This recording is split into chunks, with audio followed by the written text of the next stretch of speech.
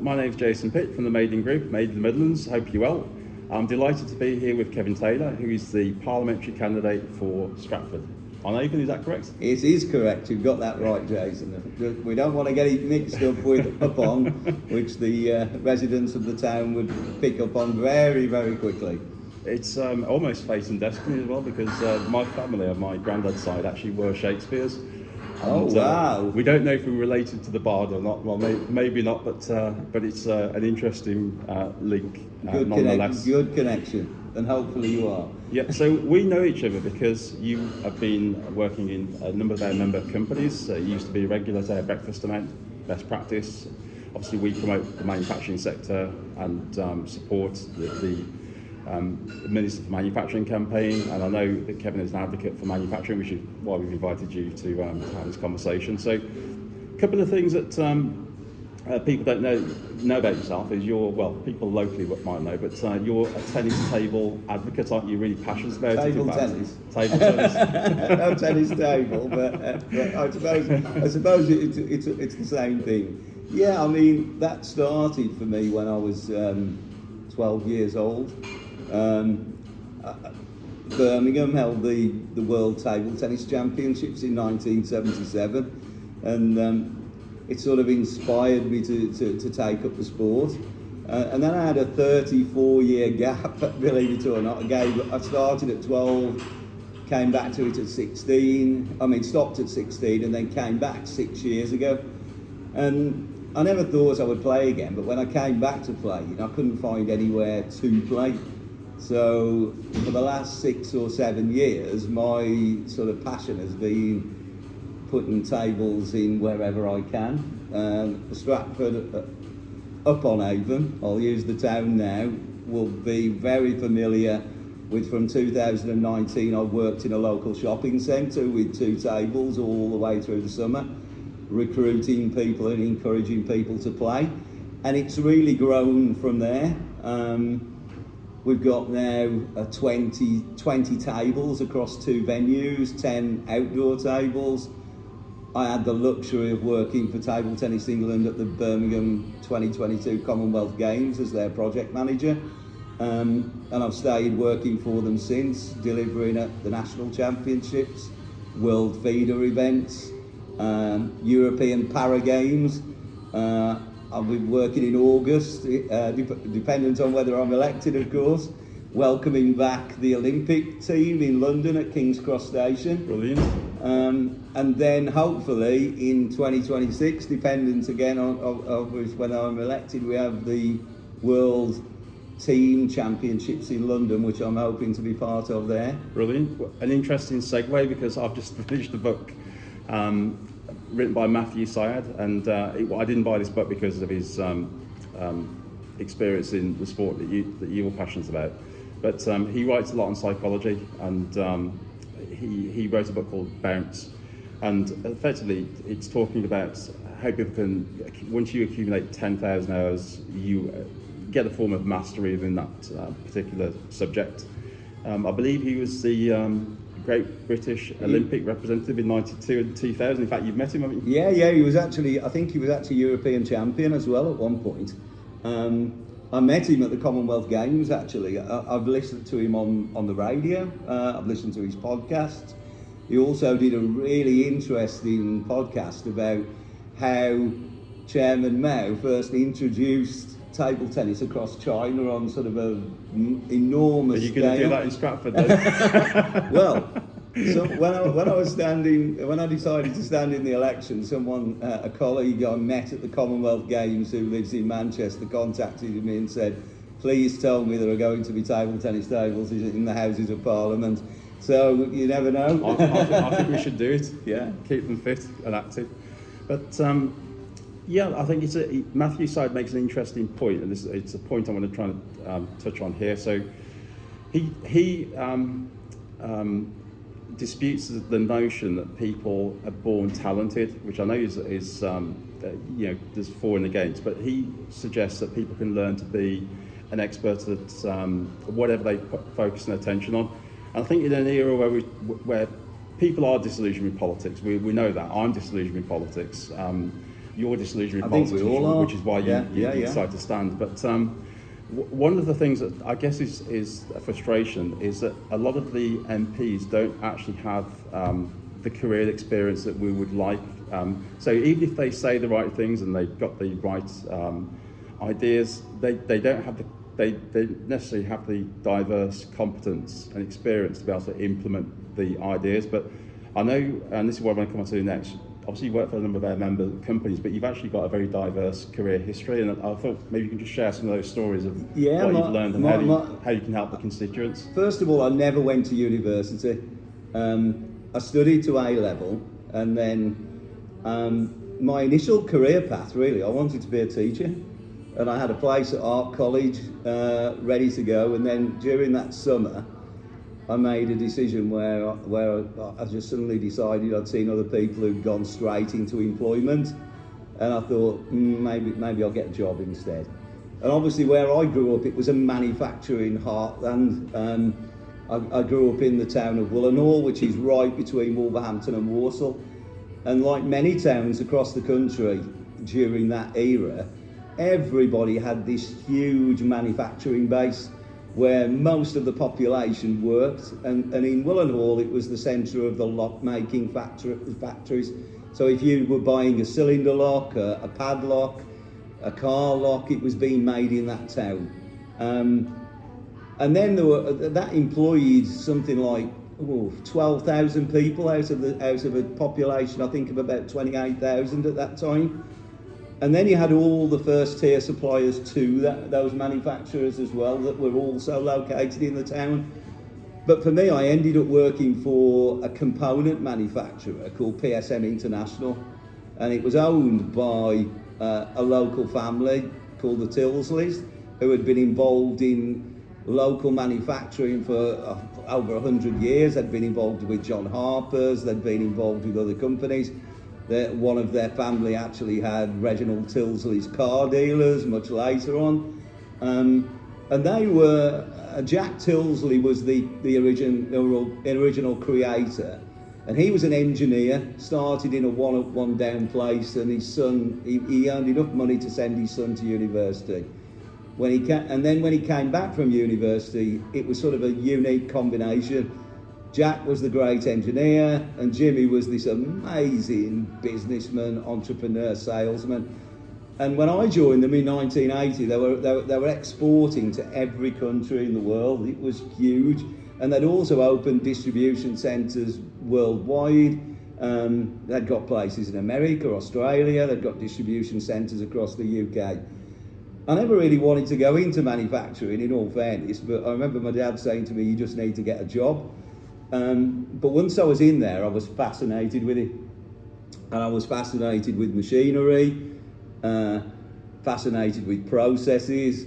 And there was one thing right from word go that really annoyed me, and it was this phrase of, "We've always done it this way." And for me, I was always trying to find a different way. And so the other great thing was, although I'd never had an apprenticeship, and I actually started in the sales office, for the first year, every afternoon, a guy used to turn up with an overall, and he'd say, "Right, you're on this machine this afternoon, and we want all the people who work here to understand how the components are made, what they do, what the material is, what the specs are." And so it was a really great introduction. Sadly, you become very career orientated, and after 8 years there, I desperately wanted to move up the ladder, and there wasn't a position available for me initially, so I moved to a competitor for in one shape or form, but into a slightly different industry, which was the electroplating industry, and I spent 10 years there. Again, that was privately owned, third generation, local entrepreneur. And these two guys, I found the owners of those businesses very inspirational, because what they were doing is they weren't just creating a product, they weren't just making a profit. It was almost as though they wanted to create employment for the areas that they'd been born in and that the business had thrived in. So they were actually contributing to the community as well. Then so 18 years in two companies, and then I decided it was time for change. And so I'd always desperately wanted to look at the hospitality industry.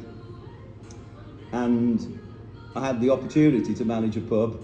And many people said I was crazy. And they said, you know, you've got a good job, you've got a company car, you've got a bonus scheme, what do you want to go to the pub trade for? And I just felt it was the right time to change direction and experience something else. Big turning point in my career, I always felt. I think if I had to move then, I would have probably still been with that second company now.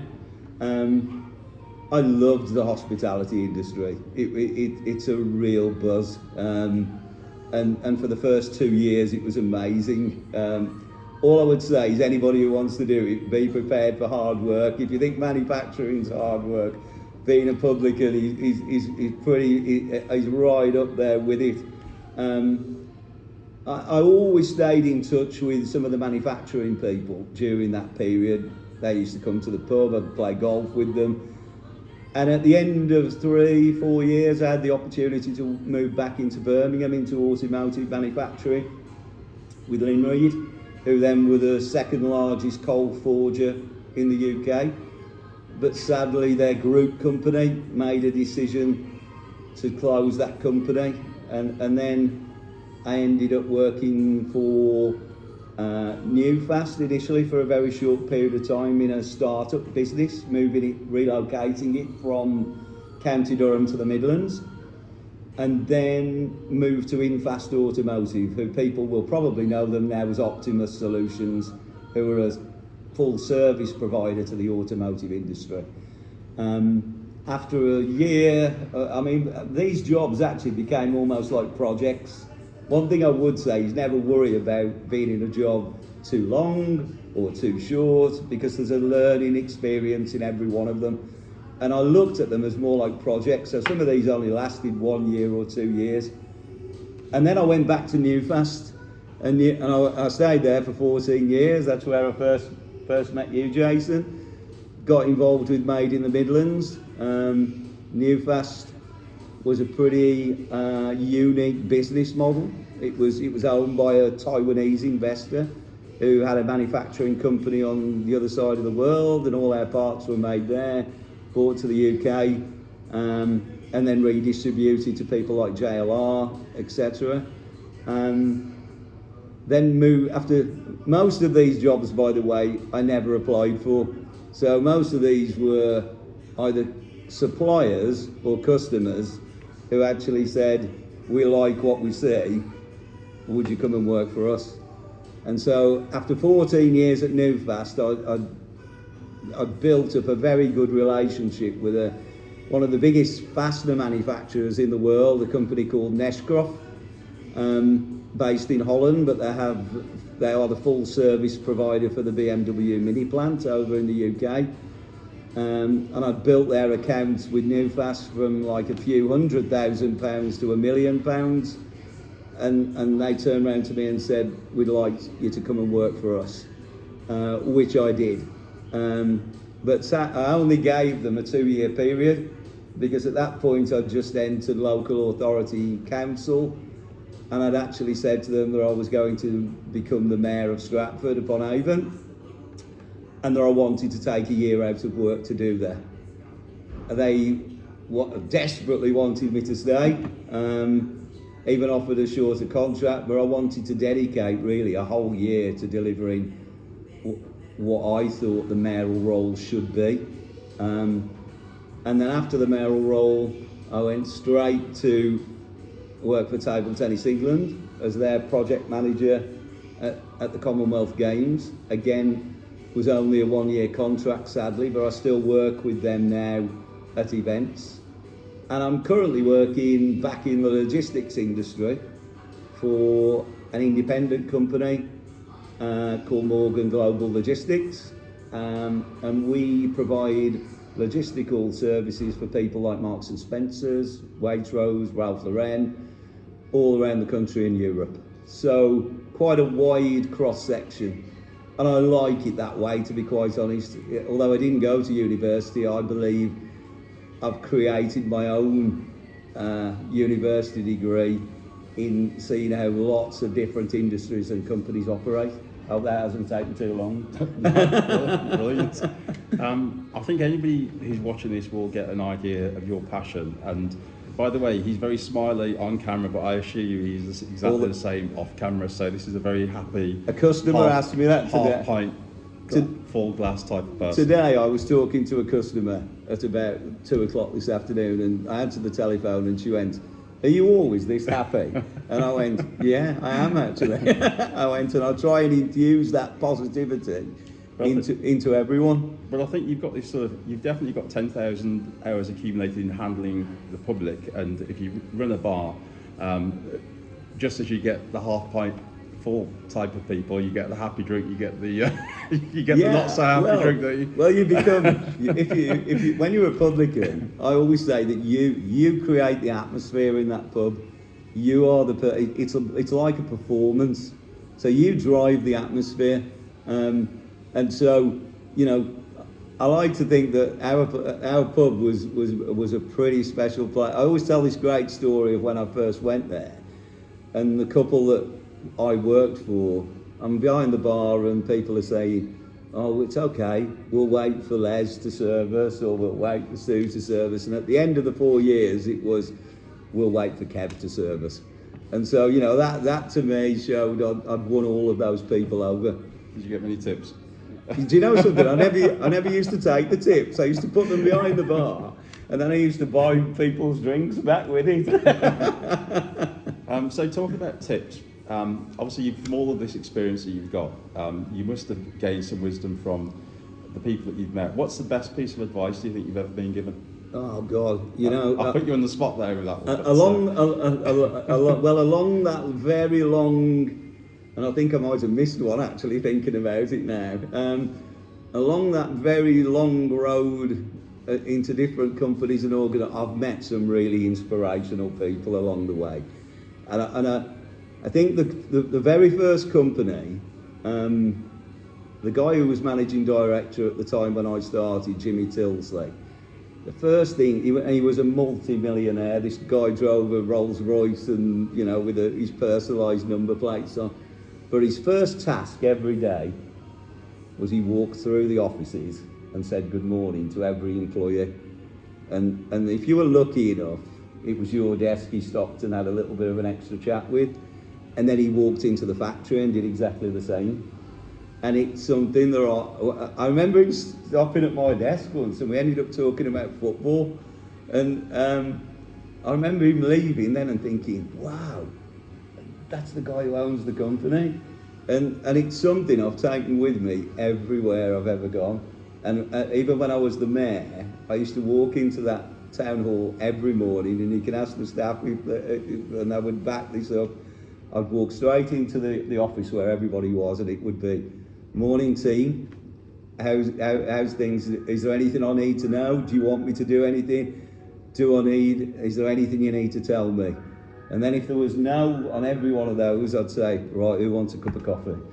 And I'd go and get them all a cup of coffee. And to me, it's all about making that team work for you and with you. And you can't do anything if you haven't got all those people on your side. Brilliant. I think you've definitely got the ethos. The ethos is absolutely superb. But I think importantly and selfishly, I suppose, from our perspective of supporting and advocating for the manufacturing sector, is I like the fact that you've got this experience in manufacturing and you've seen perhaps some of the iconic brands in the area. Willenhall, for example, Leg Locks, Yale Locks, used to export around the world. When that industry was removed, you actually did decimate that town. And it's something I've spoken about to many people. If I look at what governments have been trying to do recently with this great statement of levelling up, you can give a town and city as much as money as you like to fancy build new buildings or put, new retail or better street layouts, but that doesn't bring employment.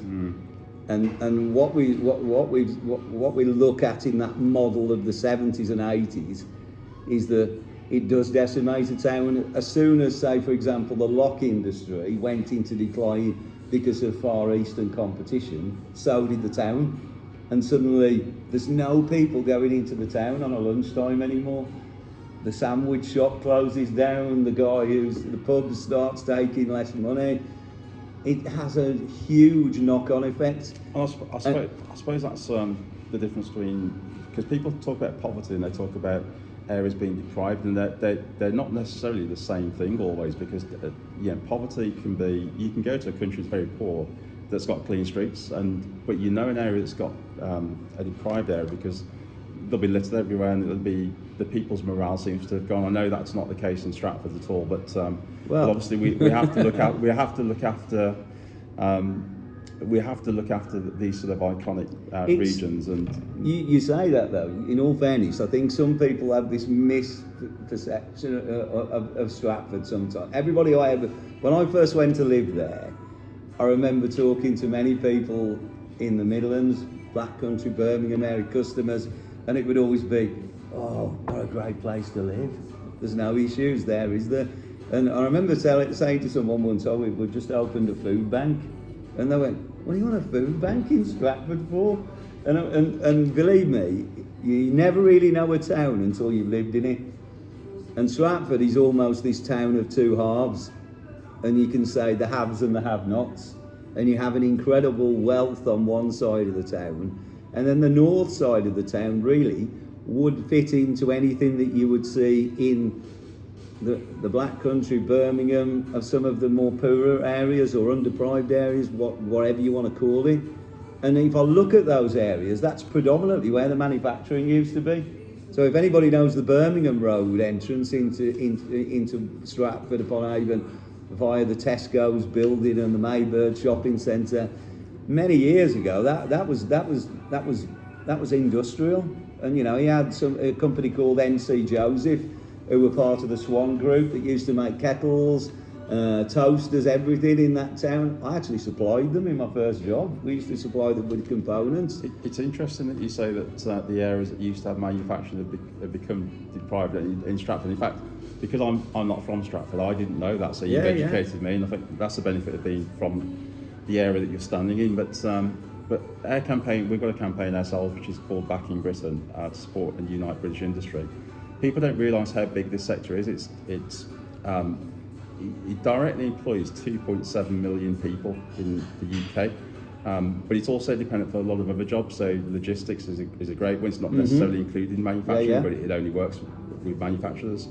And supply chains within the manufacturing sector are critical. You can't have advanced agriculture without manufacturing. You can't get pharmaceuticals, food and drink. Everything that you think of that's not biological is manufactured. And if we don't manufacture it here, we have to import it. And I feel very strongly that candidates that get this deserve your support. And so, although we're not supporting any particular political party, we definitely endorse Kevin as a great guy and somebody who would represent the region in a really positive way.